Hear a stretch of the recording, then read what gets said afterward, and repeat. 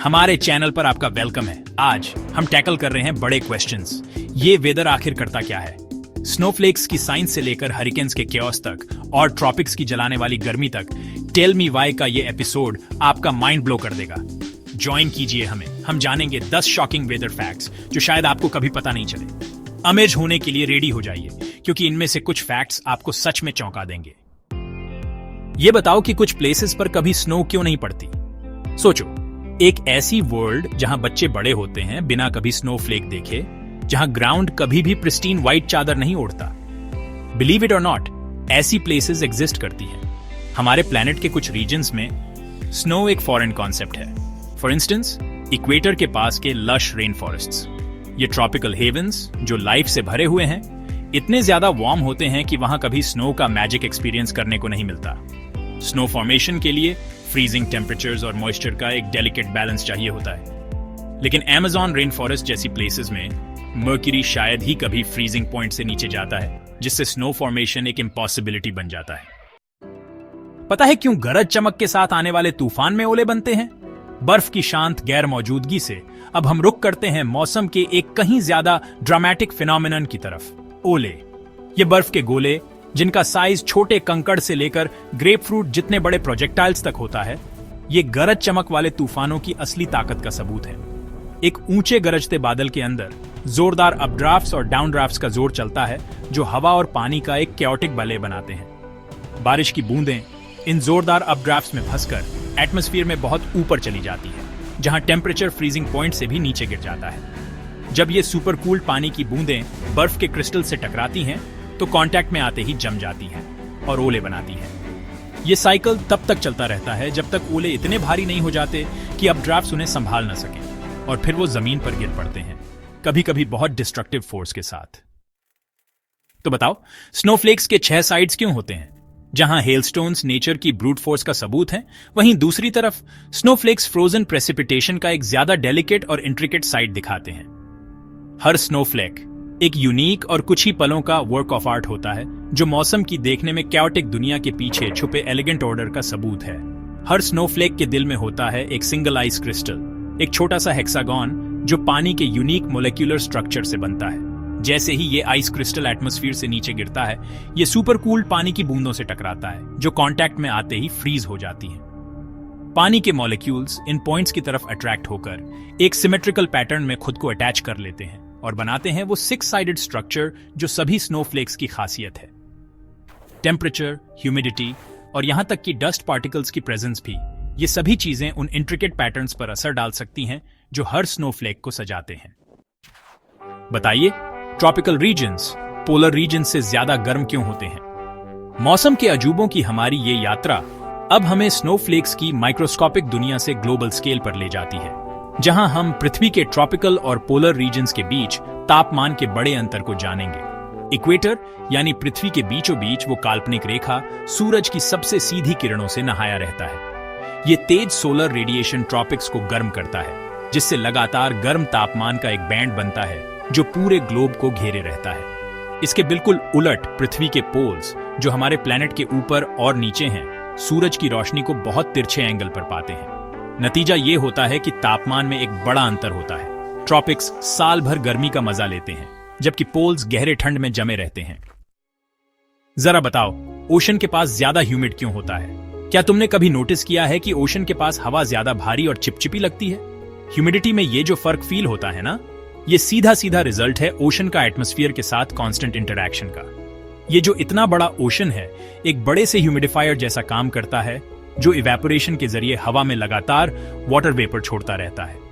जैसे ही सन की किरणें ओशन की सरफेस को गर्म करती हैं, वाटर मॉलिक्यूल्स को इतनी एनर्जी मिल जाती है कि वो अपने लिक्विड बॉन्ड्स तोड़कर वाटर वेपर मतलब गैस बन जाते हैं। ये वाटर वेपर, जो हवा से हल्का होता है, एटमॉस्फेयर में ऊपर उठता है और हवा में मॉइस्चर की मात्रा बढ़ा देता है। इसलिए कोस्टल रीजन्स में अक्सर ज्यादा ह्यूमिडिटी होती है इनलैंड एरियाज के मुकाबले। अच्छा, ये बताओ, कुछ विंटर्स दूसरी विंटर से ज्यादा ठंडी क्यों होती है? जहां ट्रॉपिक्स में तो टेम्परेचर पूरे साल काफी हद तक स्टेबल रहता है। हम जैसे लोग जो टेम्परेट रीजन्स में रहते हैं, उन्हें पता है कि विंटर कितना फिकल और अनप्रेडिक्टेबल सीजन हो सकता है। कुछ विंटर्स तो माइल्ड होती हैं और जल्दी खत्म हो जाती है, जबकि कुछ तो ऐसी होती है जो मानो खत्म ही नहीं होती और अपने साथ लाती हैं नॉन स्टॉप ठंड और स्नो। विंटर वेदर में ये जो इतना बदलाव आता है, ये कई फैक्टर्स के कॉम्प्लेक्स मेलजोल की वजह से है, जिसमें शामिल हैं atmospheric circulation patterns, ocean currents और यहां तक कि जेट स्ट्रीम की मनमर्जी भी। विंटर वेदर के सबसे इंपॉर्टेंट ड्राइवर्स में से एक है एक क्लाइमेट पैटर्न जिसे ला नीना कहते हैं। ला नीना इवेंट के दौरान सेंट्रल और ईस्टर्न पैसिफिक ओशन का सरफेस वाटर ठंडा हो जाता है, जिसके रिपल इफेक्ट्स पूरी दुनिया के वेदर पैटर्न्स पर पड़ सकते हैं। दुनिया के कई हिस्सों में, जिसमें नॉर्थ अमेरिका भी शामिल है, ला नीना वाली विंटर्स अक्सर एवरेज से ज्यादा ठंडी और ज्यादा स्नो वाली होती है। मुझे बताओ, टॉर्नेडोज कुछ खास एरियाज में ज्यादा कॉमन क्यों होते हैं? सर्दियों की बर्फीली पकड़ से हम अब अमेरिका के हार्टलैंड की तरफ चलते हैं, एक ऐसा रीजन जहां आसमान कहीं ज्यादा वायलेंट और डिस्ट्रक्टिव वेदर फिनोमिनन को अनलीश कर सकता है, द टॉर्नेडो। टॉर्नेडोज हवा के वो तेजी से घूमते हुए कॉलम्स जो थंडरस्टॉर्म्स से जमीन तक पहुंचते हैं, नेचर की एक डरावनी ताकत है। वैसे तो टॉर्नेडोज दुनिया में लगभग कहीं भी आ सकते हैं, पर ये यूनाइटेड स्टेट्स के एक रीजन में सबसे कॉमन है, जिसे टॉर्नेडो एली कहते हैं। यह कॉरिडोर जो टेक्सास से लेकर उत्तर में साउथ डकोटा तक फैला है, बदकिस्मती से टॉर्नेडो बनने के लिए परफेक्ट स्टॉर्म वाली कंडीशंस एक्सपीरियंस करता है। गल्फ ऑफ मेक्सिको से गर्म, नम हवा रॉकी माउंटेन्स से आने वाली ठंडी, सूखी हवा से टकराती है, जिससे एक अनस्टेबल एटमॉस्फेयर बनता है जो सीवियर थंडरस्टॉर्म्स के लिए बिल्कुल तैयार होता है। इस मिक्स में तेज हवाएं भी मिला दो, जो थंडरस्टॉर्म्स के अंदर अपड्राफ्ट्स को घुमा सकती है, और लो, आपके पास टॉर्नेडो आउटब्रेक के सारे इंग्रेडिएंट्स तैयार हैं। तो सवाल यह है कि डेजर्ट्स में फ्लैश फ्लड्स क्यों आ सकते हैं? जब हम डेजर्ट्स के बारे में सोचते हैं तो स्कॉचिंग सन, एंडलेस सैंड ड्यून्स और पार्च्ड लैंडस्केप्स ही आमतौर पर दिमाग में आते हैं। लेकिन ये एरिड एनवायरनमेंट्स, जहां अक्सर मॉइस्चर की बहुत कमी होती है, फ्लैश फ्लड के टाइम पर आंख झपकते ही पानी के रेजिंग टॉरेंट्स में बदल सकते हैं। इस ड्रामेटिक ट्रांसफॉर्मेशन का राज डेजर्ट सॉइल की यूनिक प्रॉपर्टीज में छिपा है। दूसरे कई इकोसिस्टम्स में मिलने वाली एब्जॉर्बेंट सॉइल्स के उलट, डेजर्ट सॉइल्स अक्सर कंपैक्टेड और ड्राई होती है, और उनकी सरफेस पर एक क्रस्टी लेयर होती है जो पानी को आसानी से पेनिट्रेट करने से रोकती है। जब इस अनफॉरगिविंग टेरेन पर हैवी रेन होती है, तो पानी को जाने के लिए कोई जगह नहीं मिलती। जमीन में सोख होने के बजाय वो तेजी से रन ऑफ कर जाता है और ड्राई स्ट्रीम बेड्स और गलीज में एक्यूमुलेट होने लगता है, और कुछ ही मिनट्स में उन्हें रेजिंग रिवर्स में बदल देता है। तो क्लाइमेट चेंज मौसम को इतना एक्सट्रीम क्यों बना रहा है? मौसम के एक्सट्रीम्स की हमारी ये एक्सप्लोरेशन अब हमें एक सोबरिंग रियलिटी पर ले आई है कि हमारे प्लैनेट का क्लाइमेट बदल रहा है, और इन चेंजेस का दुनिया भर के वेदर पैटर्न्स पर एक प्रोफाउंड इंपैक्ट पड़ रहा है। अर्थ का क्लाइमेट एक कॉम्प्लेक्स और इंटरकनेक्टेड सिस्टम है, जो इनकमिंग सोलर रेडिएशन और आउटगोइंग हीट के एक डेलिकेट बैलेंस से चलता है। Human activities, particularly fossil fuels का जलना, एटमॉस्फेयर में मैसिव अमाउंट्स में ग्रीन हाउस गैसेज रिलीज कर रही है, जिससे ये डेलिकेट बैलेंस बिगड़ रहा है।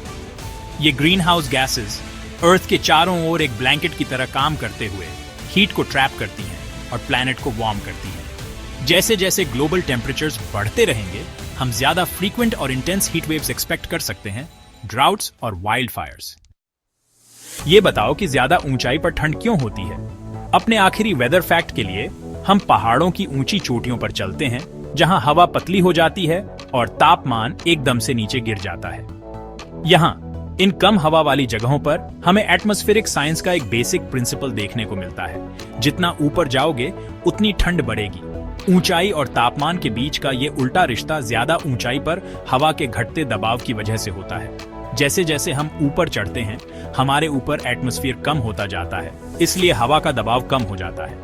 ज्यादा ऊंचाई पर जहां हवा का दबाव कम होता है, हवा के मॉलिक्यूल्स ज्यादा फैले हुए होते हैं, जिससे वो आपस में कम टकराते हैं और तापमान कम हो जाता है।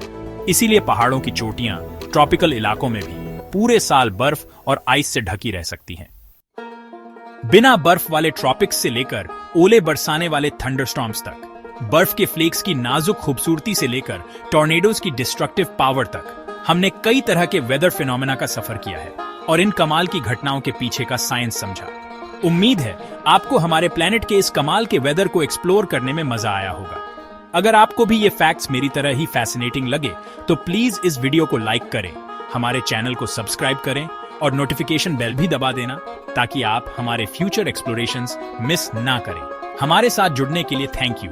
मौसम की गहराइयों वाले इस एडवेंचर पर अगली बार तक आसमान की तरफ वंडर और क्यूरियोसिटी से देखते रहिए और हमारे आसपास की नेचुरल वर्ल्ड को एक्सप्लोर करना कभी मत छोड़ना।